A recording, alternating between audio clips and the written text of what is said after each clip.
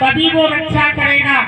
जब हम दीन गरीबी धारण करेंगे तभी वो मालिक मिलेगा अपने। देखो एक बार मैं आऊँगा लालू भगत के यहाँ उनके गांव में संगत आई, समर्थ गुरु महाराज आए, सत्संग हुआ। सत्संग से पहले ही सतगुरु ने कहा कि बच्चा लालू तुम हमारे लिए भोजन बनवा देना, हम तुम्हारे घर पर ही भोजन करेंगे। लालू भगत गरीब थे, उनके पास कुछ नहीं था प्रेमियों, लेकिन उनकी भक्ति सच्ची थी, वे गुरु के दीवाने थे। तब गुरु ने आदेश दिया कि बच्चा लालू आपके घर हम भोजन प्रसादी लेंगे। लालू भगत ने भोजन बनवा दिया प्रेमियों, सूखी रोटी और सब्जी।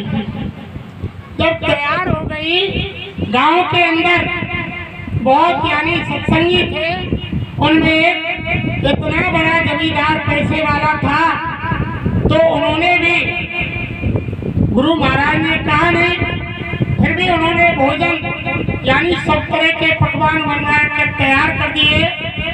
तब गुरु महाराज सत्संग के बाद लालू भगत के घर आकर के उन्होंने भोजन किया। तो वो यानी गांव के बड़े जिम्मेदार जो गुरु के यानी नामदानी थे, वो भी भोजन लेकर के गुरु महाराज के पास आए। तो उन्होंने कहा कि गुरु महाराज चलो भोजन करो। तो गुरु महाराज ने कहा कि बच्चा भोजन तो हम यहाँ कर रहे हैं, लालू भगत के यहाँ।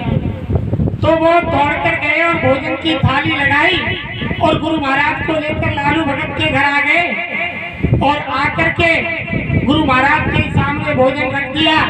लेकिन गुरु ने जैसे दुर्योधन की मेवा को छोड़ करके और बुजुर्ग के घर बुजुरानी के हाथ से भगवान कृष्ण ने भोजन किया प्रेमियों, ऐसे ही दयालु सतगुरु ने यानी लालू भगत का भोजन किया और उस यानी पैसे वाले का भोजन नहीं किया। जब भोजन नहीं किया तो वो बड़े नाराज हुए प्रेमियों। जब नाराज हुए तो यानी वो गुरु को यानी बुरा भला कहने लगे। तब गुरु महाराज ने कहा, सारी संगत खड़ी हुई थी, अरे बच्चा देखो, एक हाथ के अंदर लालू भगत की वो सूखी रोटी ली और दूसरे हाथ के अंदर वो यानी उस जमींदार का पैसे वाले का भोजन लिया, पकवान लिया। और जोर लगा करके सतगुरु महाराज ने जब अपनी मुट्ठी को बीचा तो लालू भगत के सूखे भोजन से दूध की धार निकली प्रेमी, और जो पैसे वाला जमींदार था उसके भोजन से खून की धार निकली। तब एकदम संगत चकाचौंध हो गई प्रेमियों। तो गुरु महाराज से विनती की कि महाराज ऐसा कैसे हुआ?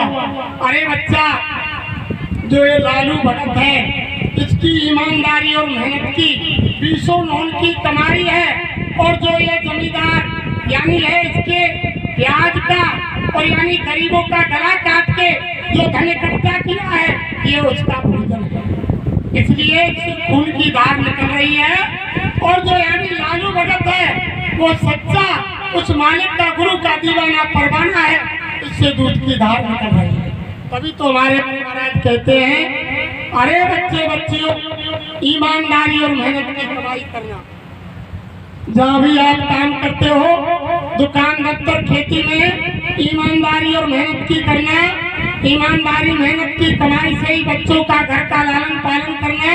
अगर आपने किसी को धोखा दिया, बेईमानी की रिश्वत ली, तो यानी घर में ईमानदारी का पैसा रखा हुआ 10,000 50,000, वो बेईमानी का पैसा उसको भी साथ में ले जाएगा। कोई ऐसी बीमारी मुसीबत मौत मुकदमा लग जाएगा कि वे ईमानदारी के पैसे को भी बेईमानी का पैसा घसीट कर ले जाएगा। तो देखो प्रेमियों, हमेशा गुरु महाराज आगाह करने के लिए यही कहते हैं, यानी आप साकारी रहो और ईमानदारी और मेहनत से कमाई करो, आपके घर खर्च का पूरा पड़ेगा। और आपने बेईमानी की तो कदापि आप प्रेमियों फलीभूत नहीं है। तभी तो महात्माओं ने कहा कि जैसा खावे अन्न और वैसा होवे मन, और जैसा पीवे पानी और वैसी होवे बात। ये तो इतने दयालु है, आप समझ नहीं पाते। मालिक तो इतने दयालु है। देखो, एक प्रेमी ने नामदान लिया 30 साल पहले, और गुरु महाराज गाड़ी में बैठकर सफर कर रहे थे। एक प्रेमी ड्राइवर गाड़ी को चला रहा था। गुरु महाराज जोर से हंसे। हंसने के बाद जो ड्राइवर थे उन्होंने पूछा, सरकार आपको हंसी क्यों आई? मैंने तो कोई ऐसी बात नहीं कही, आपको हंसी क्यों आ रही है मालिक? गुरु महाराज बोले, अरे बच्चा कोई बात नहीं, हम तो ऐसे हंस रहे हैं कि नहीं सरकार कोई ना कोई बात है। तो गुरु महाराज ने कहा, बच्चा देखो, हमसे एक बच्चा 30 साल पहले माला लेकर गया और माला भी नहीं, और माला को खूंटी से टांग दिया। 30 साल से आज तक भजन नहीं किया, लेकिन गुरु के वचनों पर विश्वास था उसको। एक दिन क्या हुआ, उसी दिन गुरु महाराज बोले, अरे बच्चा देखो आज क्या हुआ।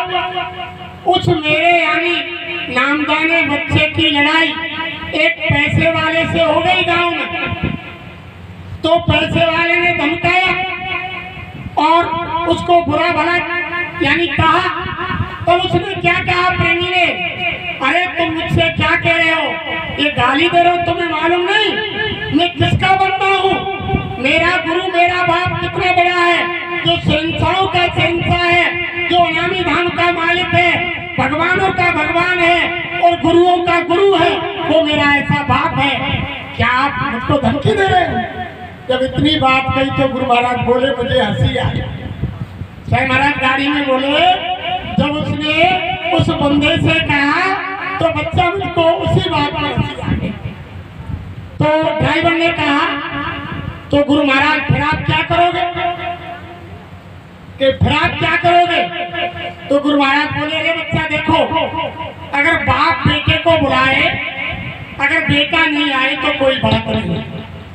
अगर बाप बुला रहा है और बेटा ने इनकार कर दिया तो बाप के दिल पर कोई ठेस नहीं लगेगी, कोई विचार नहीं करेगा, नादान है, चलो नहीं आया तो कोई बात नहीं। गुरु महाराज फिर बोले, अरे बच्चा अगर बेटा बाप को बुला रहा है तो मुझे जाना ही। ये ऐसे दयालु है, ये ऐसे दयालु है। अरे जरा इनको याद तो करके देखो, आप इनको दिल में बसा के तो देखो। लेकिन दोनों चीज नहीं मिलेंगी प्रेमियों। आप अगर ये कहें कि हंस भी ले हम और गाल भी फुला ले, दोनों काम साथ नहीं होंगे।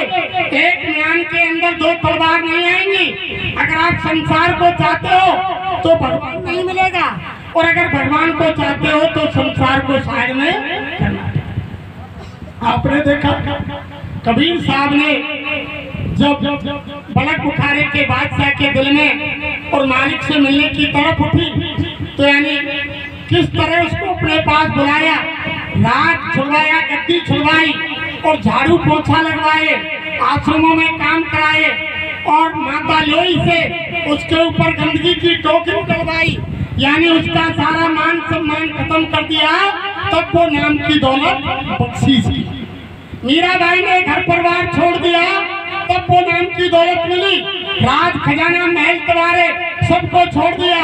और भल्ला साहब को भी आपने देखा, कितने बड़े जमींदार थे, गुरु महाराज सुनाते थे। सब यानी उनकी धर्म पत्नी खत्म हो गई, बच्चा खत्म हो गया, जमीन को बिकवा दिया, अंत में घर को भी बिकवा दिया और जंगल में लकड़ी लेने भेज दिया, कुएं में गिर गया और तब जाकर के उसका यानी काम किया गुरु महाराज। ऐसे नहीं होता है। तुम ज्यादा समय ना लेकर के हमारे बीच में मालिक का संदेश लेकर के सम्माननीय MP गुप्ता साहब इलाहाबाद से चल करके आए हैं और वो गुरु महाराज का संदेश आप भाई बहनों को विस्तार से सुनाएं। देखो, माँ के गर्भ के अंदर कोई जाति धर्म कुछ नहीं था, आप नंगे पड़े हुए थे। उस समय ना कोई हिंदू था, मुसलमान था, ना कोई सिख था, ना कोई ईसाई था, ना कोई ब्राह्मण था, ना कोई क्षत्रिय था, ना कोई वैश्य था, ना कोई शूद्र था। लेकिन जमीन पर आए, जिस जाति धर्म में जन्म ले लिया वही जाति बन गई। और फिर हम क्या कहने लगे कि हम ब्राह्मण हैं, हम क्षत्रिय हैं, ये शूद्र है, ये वैश्य है। यानी बंटवारा हो। लेकिन महात्मा क्या कहते हैं कि जाति के अपमान में डूबे बहुत कुलीन और नीच नीच सब तर गए जो संत चरण लौटे। इसलिए सम्मानीय गुप्ता जी मंच पर आए और मालिक के संदेश को विस्तार से सुनाएं। ध्यान पे बैठा जय मशीन में राखे करो यार जो लेना हो ने कगारी बड़की ना मशीन